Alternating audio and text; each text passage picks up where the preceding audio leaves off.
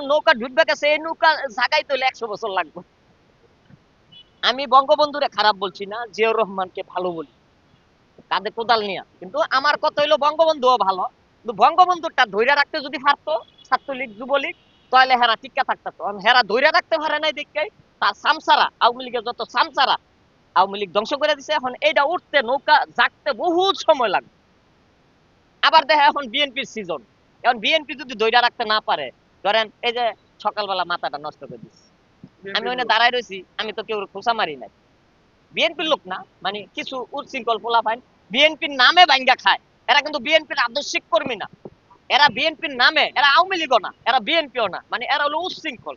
এরা বিএনপির নামে, এনসিপির নামে, আওয়ামী লীগের নামে ভাঙ্গা খায়, বুঝছেন? এরা কি করে, পায়ে পাড়াটা লাগে, বিভিন্ন দলের ডুবাই দেয়, বুঝছেন?